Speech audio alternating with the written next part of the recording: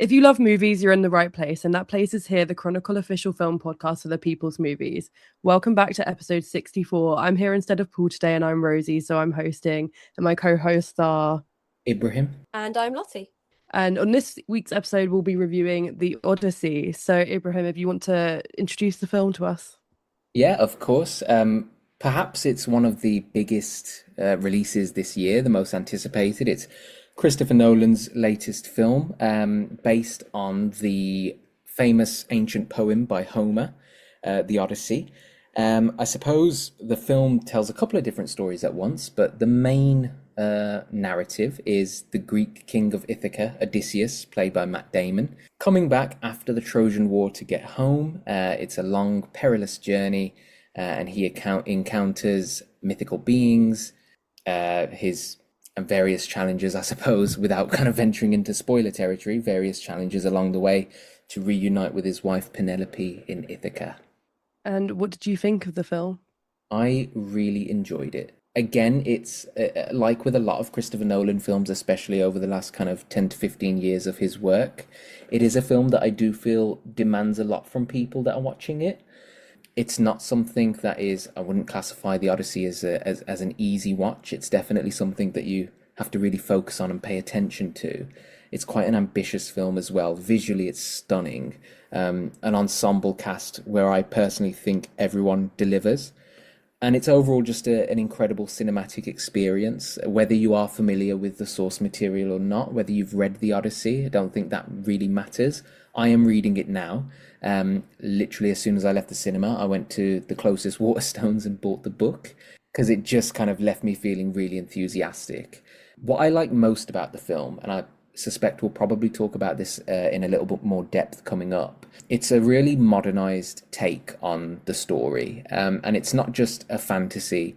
It is quite a grounded narrative that I feel focuses on things like disillusionment, post-war, post-traumatic stress, the burden of being a leader in Odysseus's case as well, family dynamics, politics. There's a lot to unpack in this one, and I really enjoyed it.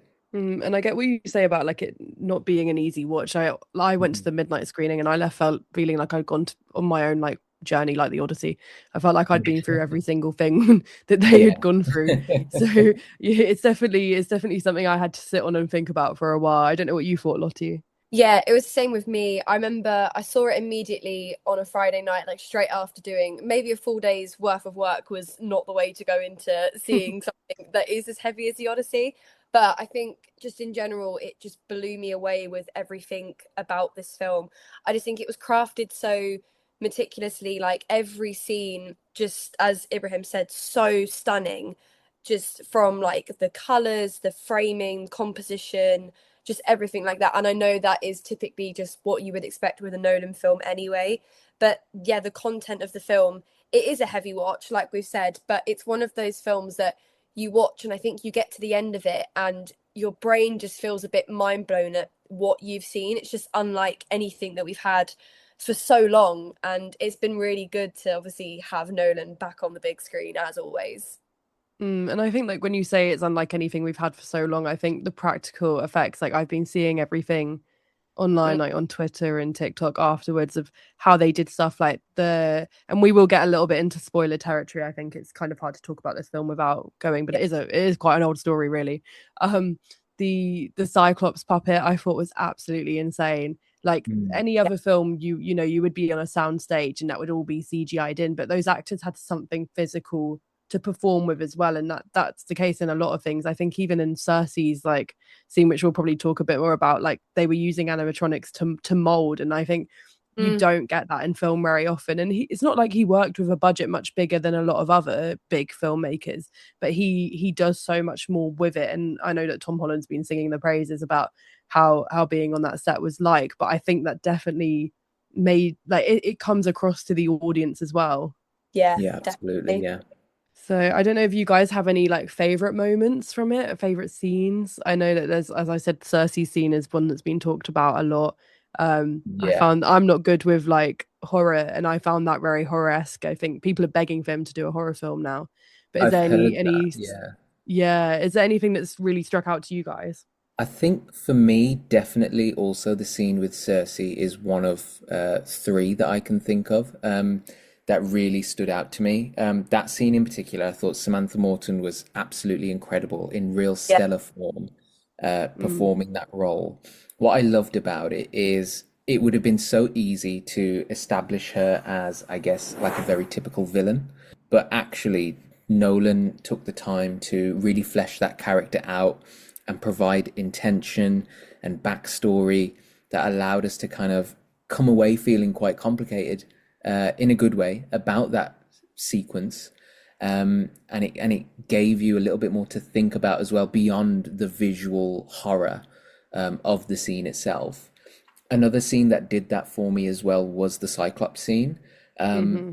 you're Mm. immediate. I think that's the first moment in the film where you become fully absorbed by what's going on, and you pay attention frame for frame of every tension building, fear inducing moment of that scene. But again, there is a moment of humanity in there that I feel adds so much more depth to the story, to the characters. Even this Cyclops himself is fleshed out, and I know that there is quite a bit of depth to the character in the original poem as well. So Nolan kind of reflecting that and again modernizing that.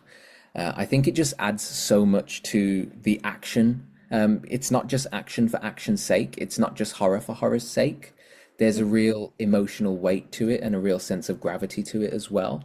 And I think that's again done in the ending of the film, which really just kind of mixes that inevitability. It's what you're expecting, it's what you're wanting as a member of the audience. And it's also quite a cathartic sequence as well. The last 20 minutes or so really takes its time to make sure it's not just visual spectacle, it's not just action packed. It blends that psychology of the characters and it keeps that in the foreground. So there's a real emotional investment that we build in those three scenes in particular for me. And that's why they kind of, I assume they're going to be popular choices for people's top three scenes, but Mm. I think for me, that's the reason behind why I loved those particular scenes so much. Yeah, and I remember seeing because obviously they released what they call the prologue, which is the scene where they were all coming out the Trojan horse in Troy. They released that in cinemas. Yes. I can't Yeah. remember Yeah. Yeah. which film it was ahead of, but a little while ago. And I remember seeing those 5 minutes and just knowing like that there's so much magnitude there. When you like, I mean, I think the actors said themselves that they didn't know that all those extras would be behind the gates when they opened them. You know, there was Yeah, actually about like 600 people flooding in, and the magnitude of everything really comes across.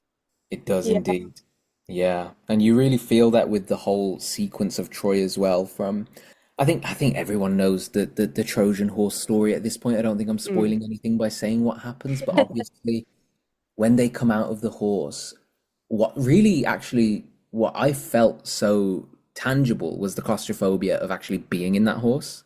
Yeah. When they're Yeah. all just like huddled together it's these close-up shots and there's not a lot of color there. It's pretty black and you can just see in the background behind Odysseus, you can just see like somebody's leg or somebody's shoulder or what have you. It really conveys that claustrophobia, that tense feeling. And when they Mm. eventually do get out, it kind of goes in the complete different direction of the adrenaline and the intensity of war as well. And then the moment when they open the door and Agamemnon is standing there, I think that's gone pretty viral online as well. That's a Yeah, Yeah. shot. everyone's about the aura in the scene. Breathtaking, aura farming, all the Yeah. way. I loved it. I was there for it. I was, yeah, completely enthralled at that whole Mm. sequence. Yeah, it felt like you couldn't breathe really like throughout, and I Yeah. think it's probably exactly how they felt as well. Um, but Lottie, do you have any favorite moments? I mean, leading on from that whole like Troy sequence, I think it's obviously when we get to the end and, you know, Odysseus sort of returns and he's telling the story of his perspective of the war and sort of what he's come to realize. And he obviously references back to Zendaya and obviously Athena. I absolutely love the scene. It's like it's obviously towards the end, the last sort of 40 minutes or so, as soon as he Mm. returns, when he's speaking to Penelope through the wall. And Mm. Yeah. obviously got no idea that it's her husband, no idea that he's returned. And he's talking about the impact that the war had on Odysseus, obviously talking in terms of phrase himself, but no one knows it's him. And he sees Athena sitting beside him and he's talking to her and he just feels all of this like remorse. And you have that cut back to the war where unfortunately Zendaya's character gets killed in front of him. It cuts to them chopping the head off of the Athena statue or the statue in Troy. And I absolutely just love that scene because it's compelled with such a beautiful soundtrack, such amazing visuals, and I think just two very insanely good performances that bounce so perfectly off each other. I thought that every scene with Matt Damon and Zendaya just worked so well because she really exposed his remorse and the actual inner workings of how his brain felt after the war, because it's easy for Odysseus to be like, yeah, we won the war, but that long-lasting impact that this had on him as a person, obviously the way that Matt Damon is playing him as a character, it's just so fantastic to see them working alongside each other. And I mean, Matt Damon blew me away in every aspect of him as Odysseus, but I think in particular when they're going around the whirlpool and I already feel intense enough watching them go around that whirlpool, thinking they're either going to head straight into this or they're going to go around it and something's going to happen. And it is intense, and you feel the moment that they sort of land themselves out of that trouble, and then suddenly the tentacles come out of the mountain, start grabbing people off the boat. I actually felt like jolt back in the seat when that happened, because I felt that sense of relief as a person watching the movie, and then all of a sudden had never felt so intense and on edge because it just sort of came from nowhere. And I think that's what this film did so well, is it threw those moments at you that you just maybe wouldn't expect at all. And I think that is definitely one of them. And then the Cersei scene, like we've said, the shock factor of that. I remember sitting next to my friend in the cinema with us just looking at each other going, what is this? Like, what is going on? We were a bit stunned and a bit horrified. And I think that this is the leading factor that makes Christopher Nolan want to do a horror film. I am all here for it, because now all I can think about is a Christopher Nolan horror movie. Yeah. And when you say about Matt Damon's performance as well, I thought the scene with the sirens was really like insane. Like he was acting socks off. I think them, and obviously you can say that there were better performances than others, but I think as a whole there's a really strong and I think that from having such a strong cast, I think a lot of Oscar nominations from this film. What I was saying was that the Matt Damon in the siren scene was absolutely insane. Like I think he really acted his socks off, and there's been a lot of debate online about whose performance was better and whose wasn't, but I think there's been, you know, it's a really, really strong cast when you think about it, really. Of course, you're going to have people who stand out more because you've got people with more screen time and different roles and different ways to portray their characters. But I think like we're going to see a lot of competition when it comes to Oscar nominations, because if you think how many people could go up for supporting actor and actress as well, I think it's going to be insane. So I don't know what you guys thought of performances, but I thought it was really strong. No matter what the debate online is, I think there were some really stellar performances. I think I spoke about it immediately when I come out of the cinema, but I think my favourite performance, and there was so much debate about this casting beforehand because of like certain factors, but Anne Hathaway just blew me away in this movie. And I feel like I quite recently, before I watched the Odyssey, I rewatched Interstellar, and I love her performance in Interstellar, and I think that Nolan truly got an unbelievable performance out of her in Interstellar. And then we went straight into the Odyssey, and I think the performance from her in the Odyssey just matched that of Interstellar. I thought she was amazing. She was so like emotive, and she's a very vulnerable character, but also you can tell that she holds her own. She has her own strength. There's that scene where she says to one of the suitors, like, don't hurt my son, sort of thing, and she like puts her foot down, and it's like that's the strength of her character.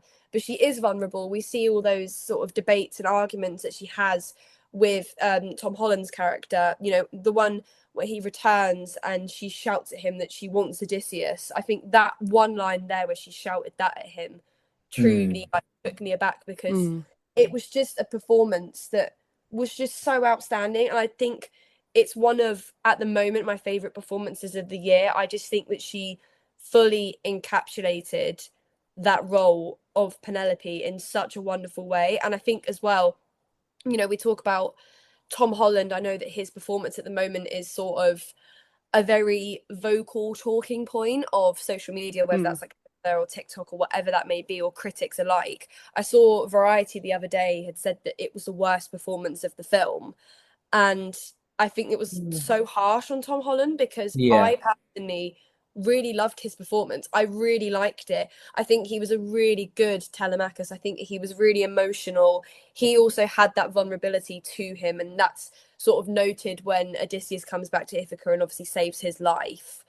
But Yeah. I do think that the scene in particular where he's acting alongside Jon Bernthal, and Jon Bernthal is talking about Odysseus, and he's talking about the war, and you can see sort of Telemachus breaking down slightly, and he is becoming more vulnerable and more emotional, hearing these stories about his dad that he never really knew anything about his dad, because he was whisked out of his life at such a young age, realistically.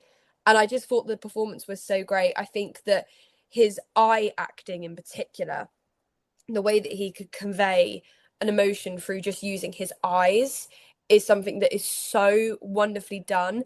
I think the moment that we see Odysseus reunite with his dog, and you see that sort of moment where Telemachus realizes, oh my God, like this is Odysseus, he's back, because only he would be able to do that.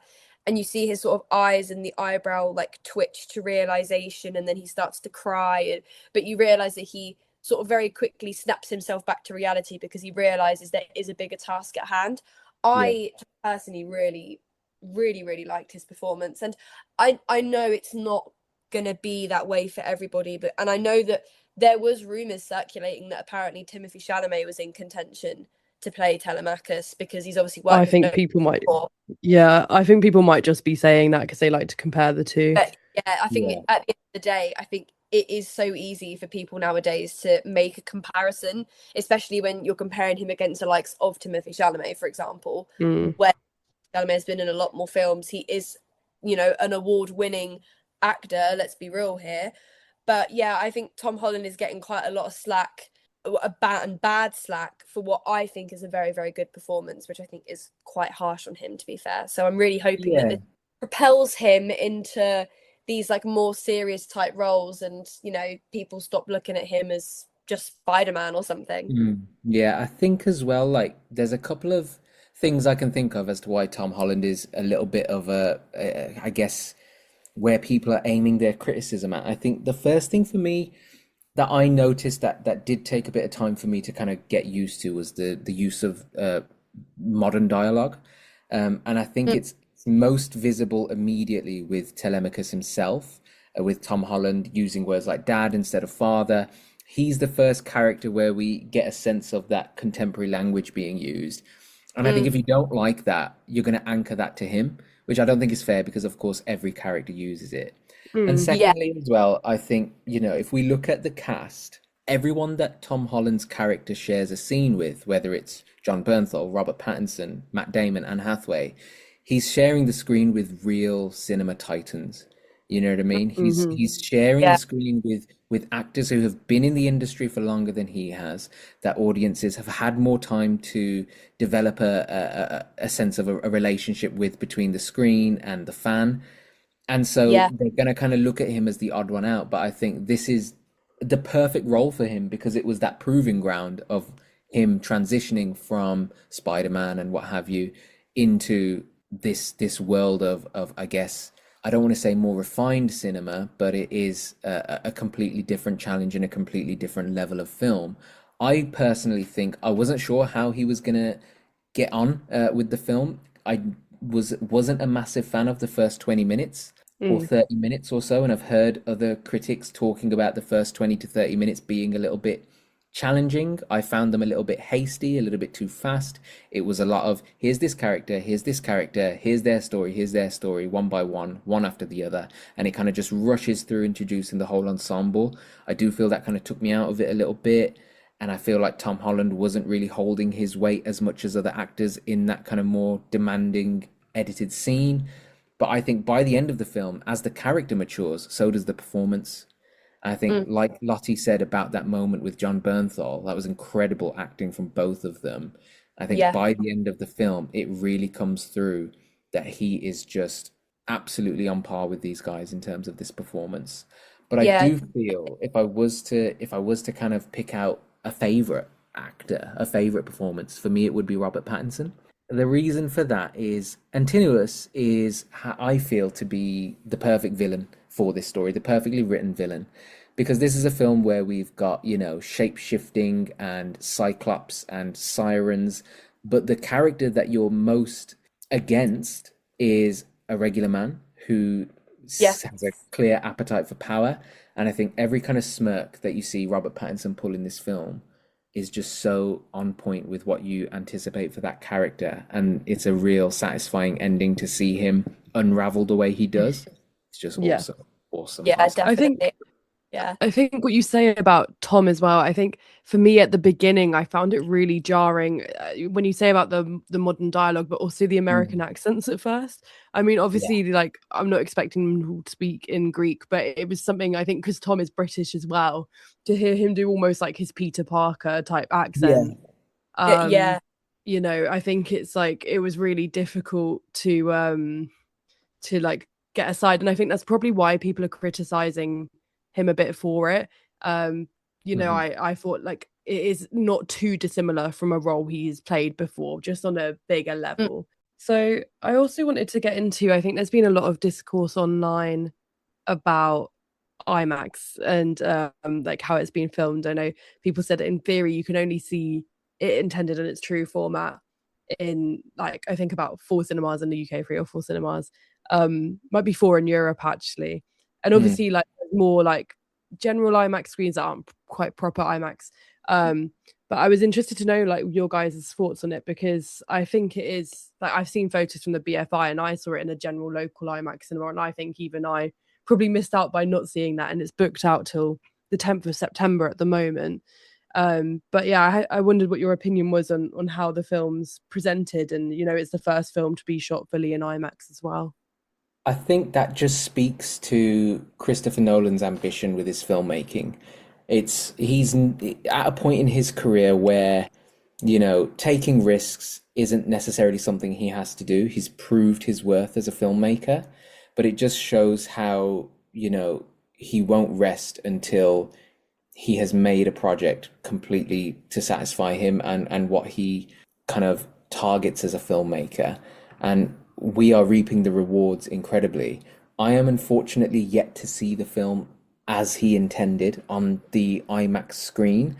I did watch it on a super screen, so it was better than, I suppose, a traditional cinema experience. But I think the amount of effort that he went through to kind of deliberate with IMAX and develop new technology basically purely for filmmaking, purely to tell this story. I think it just shows how passionate he is. And I think we as an audience do kind of owe him one to watch it the way he intended us to watch it. I don't think you have to only see it in IMAX. I think you can watch it on a regular film screen and still be blown away by how gorgeous it is. Mm. I know I'll be watching it at home when it comes out on DVD, and I'll still be blown away by it as well. Yeah. But I do think that with that in mind, the history making that this is kind of doing, whether we see this again, whether a film is going to demand to be filmed completely in IMAX again, who knows? But if there ever was a film for it, and I have heard Nolan himself speak about this, if there ever was a film for it, it was the Odyssey, and I do Mm. feel that it was a lot of effort that proved very worthwhile. Yeah, Yeah, I think definitely. oh sorry. I was just gonna say I think sound really plays a part in it as well.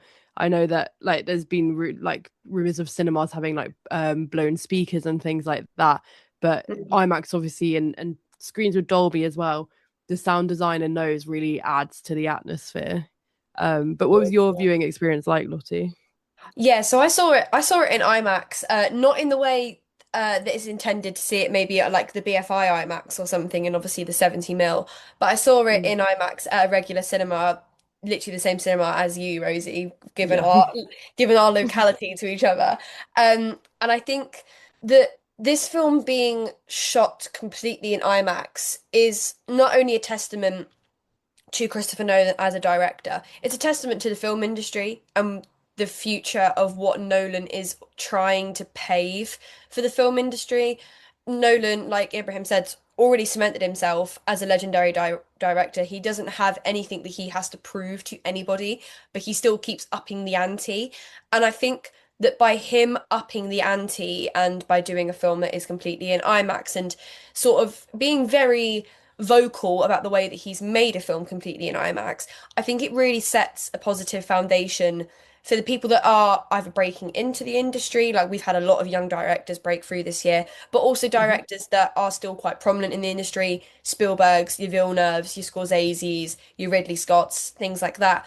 This paves a way for them to potentially look at what they're doing in the future and go, well, if Nolan can do it, maybe we can do it. I think it sets a really good precedent for keeping that IMAX effect alive. And Yeah. I think that it's been done in such a wonderful way by having a film like the Odyssey be that almost historical picture that is really setting this precedent for what the future can be for cinema and what the future can be for IMAX in general, because who knows now in 5, 10, 15 years time, how many films are we going to have that are going to be completely in IMAX because the Odyssey has set the foundation for that to happen. Yeah, definitely. I think, it is a cinematic feat. And I think it's a shame that it isn't more accessible, like it's a shame that there is only 4 cinemas where you can see it as truly intended in Europe. And, I would love to go and see it at the BFI. And I'm sure it'll be shown at the BFI for years and years to come. It's one Yeah. of those films that people will always show up for. It's like Interstellar, like it shows in IMAX all the time still, and it's Yeah. not a recent film. So I have no doubt that we'll all be able to see it at some point. But I think when you're seeing all the photos and the hype, you just wish you were there.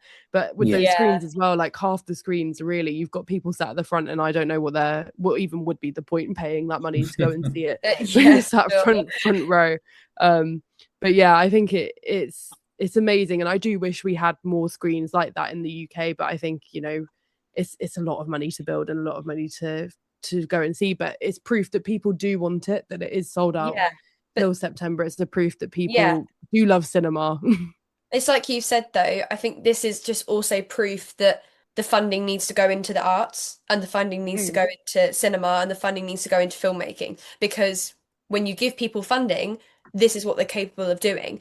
And I think, those first 3-day figures, I can't remember exactly how much it was, but the first 3-day figures for how much money was made at the BFI IMAX in just those ticket sales from the Odyssey was insane. And I think this is what happens when you fund film in particular and fund places for people to go and see film. And I know for a fact that if there ever come a time where the UK went, okay, we're going to open up 2 or 3 more purely IMAX cinemas around the UK, you would have audiences, especially young audiences like us that people are saying are keeping cinema alive at the moment, would flock to the cinema and they would flock to Yeah. those IMAX places because they know that this is the future and the way that film is going. But film is also evolving rapidly from like the IMAX POV.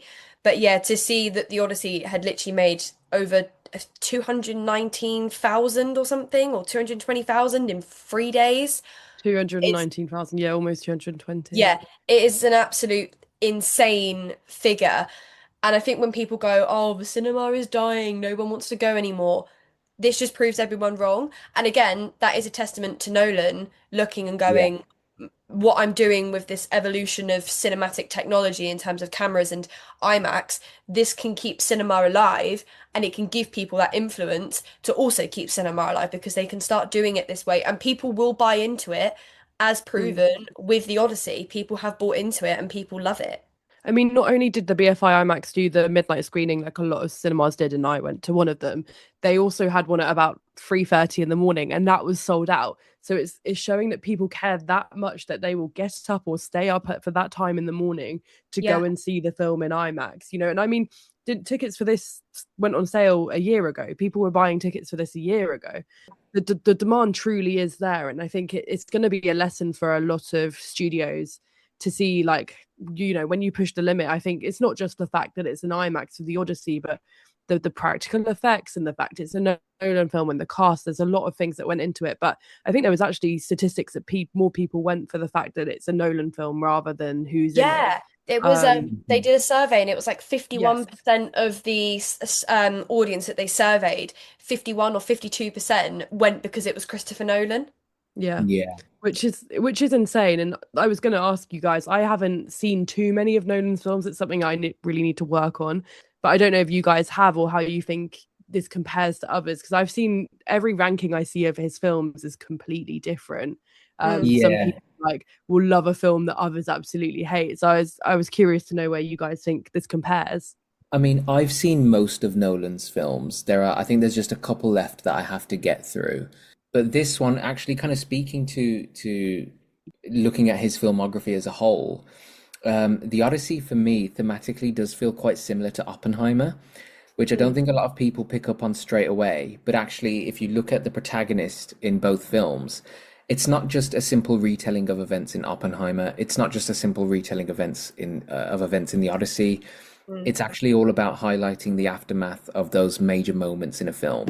Yeah. Like the Battle of Troy in this one, it's not just a historic victory as we're used to it being portrayed. It's haunting. It's a reminder to Odysseus that he's made these choices and they've reshaped him and the people around him into something that's becoming unfamiliar. Robert Oppenheimer goes through the exact same thing. After making the atomic bomb, he has to deal with the consequences, the fallout, and the impact that has on his mentality moving forward. So I Yeah. think the Odyssey feels like a very natural transition for Nolan. Personally, I think it is, and I haven't sat down to do a proper ranking, but I do toss the Odyssey within the top five of Nolan films. If I was to pick a favorite, it would be Oppenheimer, because I think the Odyssey is more, if we're going to compare his most recent two films, the Odyssey is a little bit more on the kind of ensemble action side, whereas Oppenheimer feels a little bit more like a character study. And Mm. naturally, I just am a little bit more drawn to character studies. Doesn't take away anything the Odyssey achieves, because I do think it is one of Nolan's best films. It is, for me, in the realm of like, Interstellar, as we've mentioned, The Dark Knight as well. I do think it will be quite comfortably, once more people see it and it becomes more established, it will kind of, I think, dominate top fives of Nolan's films. Yeah, I think I would agree with that. I think and just like following on from what Ibrahim's just saying about, the characters in Nolan's films, especially in his last two, in Oppenheimer and The Odyssey, they are dealing with the fallout from the effects of what they have done. But I Mhm. also do think this is a passing thing in quite a lot of Nolan's movies. When you look at Interstellar, it's the effects of what Cooper does and what he misses in life. He misses what happens to Murph. He misses what happens to Tom. He misses Yeah. his grandfather. He misses his father dying, or granddad dies. And then it's the same with Inception. It's the effects of what Leonardo DiCaprio's character does. This is a passing thing that is passed down a lot of his films, and it's a big thing that he likes to focus on is the character is going to do something, and we are going to spotlight what the fallout is of that character doing that one thing. And that won't just be a fallout that affects one person, it will affect a variety of people. And I think that this is what the Odyssey does as well. It looks at how Odysseus going away for war affected his wife, affected his son, Mm. affected the place where he once ruled. It affects everyone that he goes to war with. It has that sort of rippling domino effect on everybody. And I think that is something that is so prominent with the Nolan movies. And I think that is what makes them such an enjoyable watch. And I think when I immediately after sort of coming out of the Odyssey, I was thinking in my head of, where does this go in terms of the films that he's done, because it's so hard with a director like Nolan to Mm. look and go, okay, he's just made another amazing film again, what's new? But where does it fit in? And I think for me, it fits somewhere within my top three. And my top three or top four has been really sort of immovable for Nolan for quite a couple of years now since Oppenheimer come out, but even before that.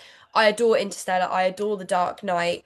I loved Oppenheimer so, so much. It was definitely my preferred movie from the Barbenheimer train. The Odyssey has just thrown itself in there, just not even unexpectedly. I knew off of the bat that I was going to go in and go, okay, I'm going to love this. I'm a big fan of Greek mythology. I love anything that is sort of character driven. but anything that is also ensemble driven, that has got characters going through their own different plot lines and they're all sort of interlinking. And I think that is what the Odyssey has, with Telemachus going away, with Penelope being obviously courted up by suitors, with Odysseus trying to come back from the war.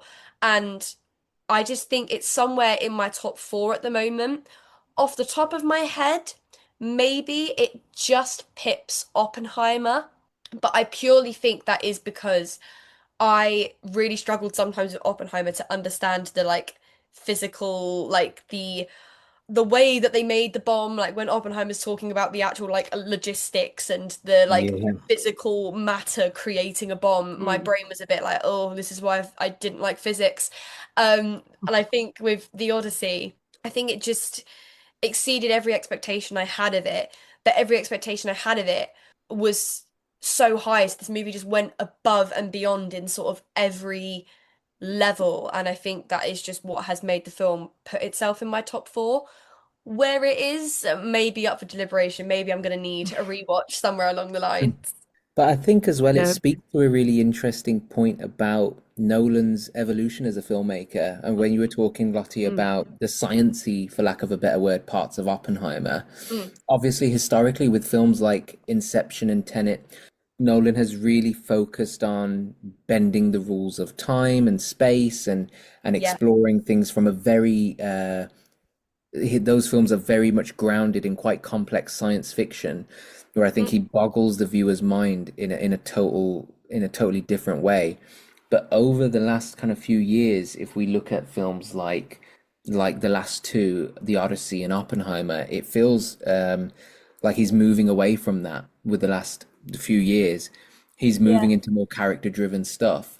I mean, The Odyssey is still a non-linear narrative. Oppenheimer is still a non-linear narrative. I think that's his signature. That's what he loves Yeah. to do. I think it worked really well for both films. I think it worked better for The Odyssey actually than it did for Oppenheimer, yeah, because we have these, it's all about memory and recollection for where Odysseus is when we first meet him in the film in the present moment. And he's recounting the story with Calypso, and he's trying to remember everything that he's gone through and been through, where his mm, crew are and so on. So that non-linear narrative I think works really well. But at their core, these films are a lot more character focused than Nolan's previous films, like Inception, which like The Odyssey, is an ensemble piece where there's multiple characters at focus. But The Odyssey for me just marks a major shift into the psychology of these characters, and looking at them in a much closer with a much closer lens. yeah, And I personally feel a little bit more of a connection to them because of that.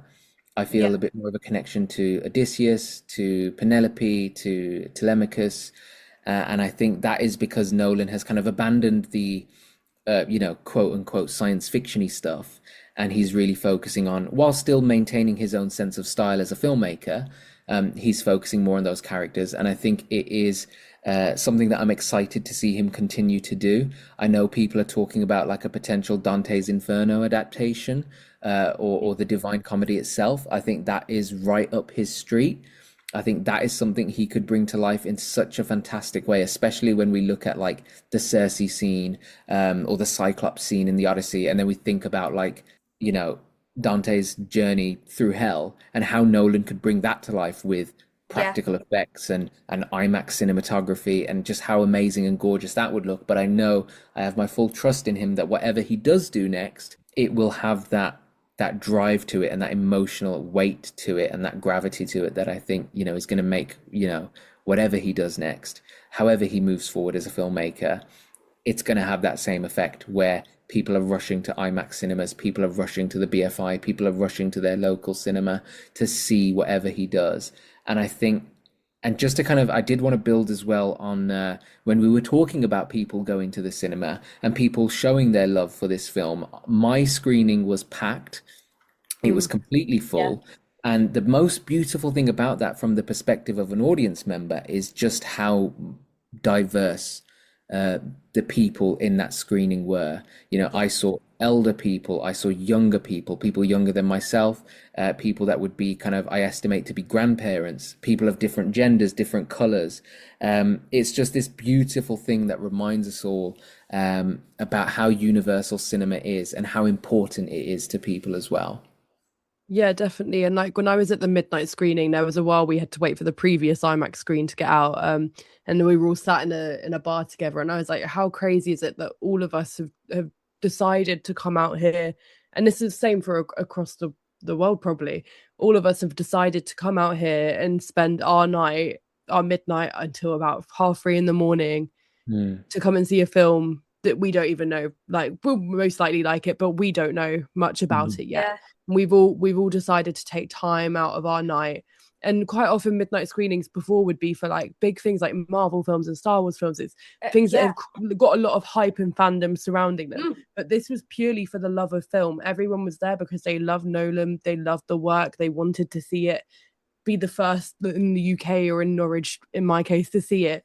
And I think like it's such a beautiful thing, and I love when I'm in a full cinema at any point, but we all decided to make that journey to see that film at that time, and I think it's such an insane experience that you're feeling that together.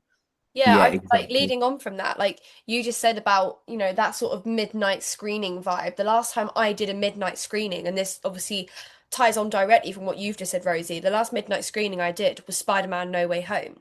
That's a Marvel movie that had a sold out cinema room. The film finished at 3 o'clock in the morning. Everyone come dressed in Spider-Man suits and onesies and stuff like that. And it had such this pull of different audiences. Dads were coming with their kids that were saying that, oh, I've given my kid the day off school tomorrow so I can bring them to Spider-Man today. And it has that audience pull of different demographics. And it's been a while, I think, since we've had something like that film, even though that was many, many years ago now, that has had a pull. I mean, maybe you could say Barbie and Oppenheimer in the sense because of the Yeah, Barbenheimer sort of situation and the trend that sort of circulated that. But I think it has been a while since we've had a film that has had this much grip on an audience. And I think that is exactly what this film has done. And that's proven by having a midnight screening that sold out, having a 3:30 a.m. screening that sold out. The night I went at around 6:30. That was sold out. The next four shows after mine were sold out. And I think yeah, that that is just a credit to the different demographics that this film has managed to capture.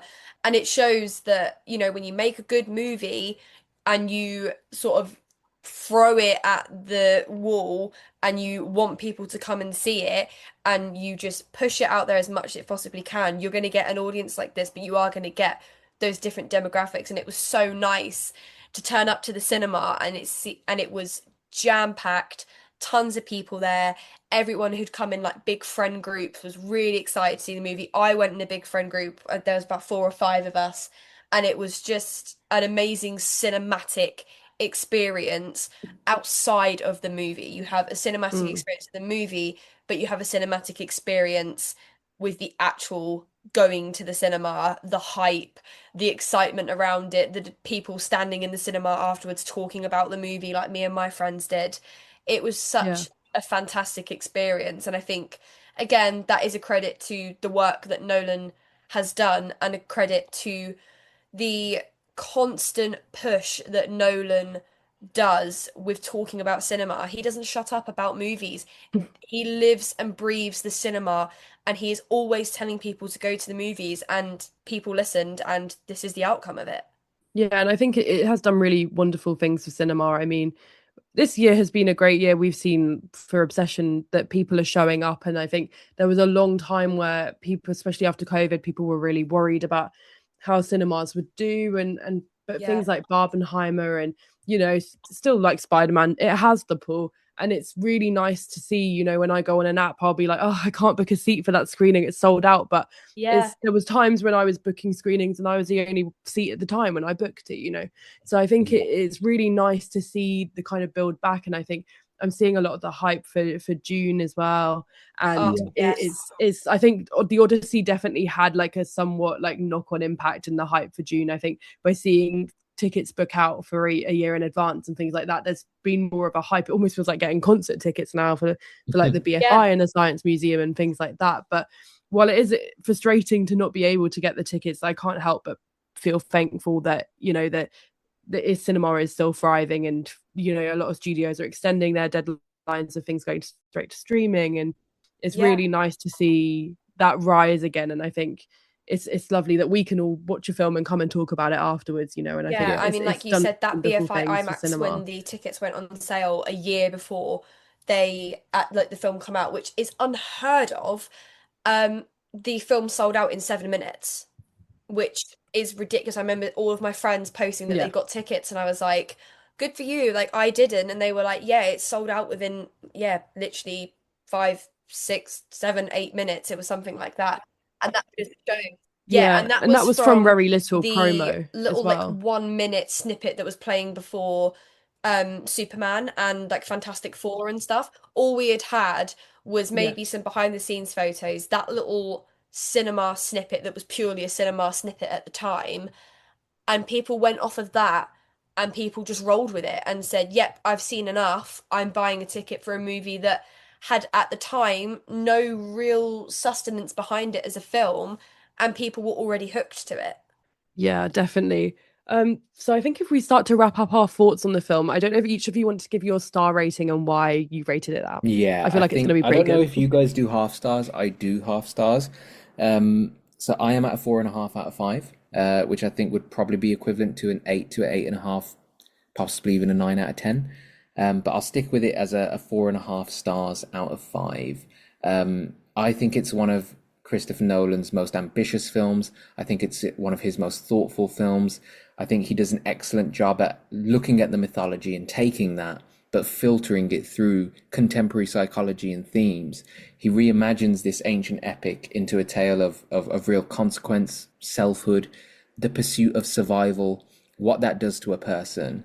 And the film achieves, you know, an understanding of the struggle that is beneath the spectacle, which I think is the reason for the poem's endurance itself. You know, it's not just about a man who's trying to get home after war. It's one about a man who's grappling with who he has become on the journey. Yeah, I just think, you know, across the board, the performances, the visuals, the music, everything we've discussed, the direction, the effort and the ambition that just drives this thing. It's just one of his absolute best films. It's going to be hard for a film to come out now for the next couple of years that I'm as enthusiastic over. I just think it's absolutely brilliant through and through. It's near perfect, if I'm being completely honest. I think it's absolutely fantastic. Yeah, I think I would do a half star, but I feel like I would be too damning on this movie to give it a half star. I instantly come out of the cinema and I gave it a 5. I just think it is a perfect encapsulation of what cinema is about. I think that every scene, like I said, and like I when I have been talking about this movie with people, every scene is done so well. Every performance hits the nail on the head. It's perfect. The last 40 minutes of the film is some of the best cinema that I have seen for a while. I was on the edge of my seat. My jaw dropped at so many scenes in this movie, and it dives into so many themes and so many sort of sub-genres within itself as a Greek mythology movie. It deals with those kind of relationships. It deals with remorse. It deals with the war. It deals with betrayal. It deals with everything that theme-wise was done so well. And then it sort of dips into the subgenres of the horror side of things. And I think that the horror aspect was done so well. And that gave such a massive shock factor to the audience watching this movie. I think that Nolan has done huge credit to himself as a director, although he didn't need to do it. Everyone knows how good Nolan is, but this really sort of, for me, cements that no one can ever speak ill-mannered on Nolan's name, because he is doing something so extraordinary with his movies and the impact that he is having on cinema, the short-term impact and the long-term impact. And I think that when you look at the Odyssey, it really is a good representation of where cinema is at the moment. And I could not be more sort of happy with that viewing experience of what I saw in the cinema. I do think that if there is any film this year that we can tell people to go and see in the cinema, it is The Odyssey. Yeah, definitely. I gave it 5 stars as well. I think I was watching it and I came out and I was fleeting between like a 4.5 and a 5. And I do agree that it's near perfect, it's not fully perfect. But what I do think is I left having felt like I'd experienced that journey myself. And I quite often rate by feeling. And, there wasn't a moment where I felt like I could breathe. I felt, there was jump scares, there was bits where I was hiding behind my eyes, there was bits where I was feeling emotional, and it did everything a film is supposed to do for me and more. And as I said, the practical effects, you can tell that there's so much love, care, intelligence. Like every actor, like even they're shocked by the way that things were made in the film. And so I gave it 5 stars because I just think it's such a cinematic feat. I mean, it's based off an epic, and I would call it an epic film as well. So I think, it was, an incredible film. And I do think if you can go and see it in the cinema, I would recommend it. I think it'll be lovely to watch at home, but nowhere near the same impact as seeing it in a big screen full of people. So that's a wrap on episode 64 of the Chronicle. So thank you for joining me. The film is out now. It's in cinemas, and it probably will be in cinemas for quite a long time. But definitely try and see it in IMAX if you can. So thank you to Lottie and Ibrahim. So if you guys want to shout out where people can find your writing and your work. Yeah, of course. So best way to kind of get the all-in-one link to my work, both written and audio, would be my Instagram, which is ibrahims.notes. There's a link in my bio to my Beacons page, which has all of the written work I've done for the People's Movies and other publications, as well as some of the video interviews and things like that I've done as well. I'm also on Twitter, very new to Twitter or X, Ibrahim_writes1. I'll be making use of that for the rest of this year and seeing how I get on with that too. So Instagram and Twitter, best places to find me. Yes, same for me. So my Instagram and my TikTok for all things film and cinema and chatting all things that are great about the 2026 year in film is directed by Lottie. And then if you do want to read any of my sort of long form reviews and my longer rants and chats about all things cinema, it is Beyond the Credits on Substack. Perfect. And you can find me on most socials, Instagram, Letterboxd, TikTok, Rosie Reviews X, and I have my website rosiereviews.uk as well, and obviously also write for the People's Movies. So for the Chronicle and the People's Movies, you can follow us on Instagram, the People's Movies, Facebook, the People's Movie, YouTube, and Twitter. And on YouTube as well, you have this podcast, but you also have trailers and interviews and other little bits like that.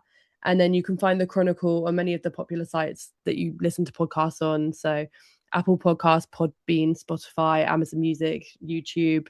And you can sign up for our email newsletter on the People's Movies, which keep you posted for future episodes of this podcast, but also for the website. And you can also show your support for the Chronicle and the People's Movies with Buy Me a Coffee and PayPal. And share this with your friends. And let us know what you think of the Odyssey as well. And give this podcast a rating if you can. It helps more people find it. So thank you both for joining me. And until next time, enjoy the movies.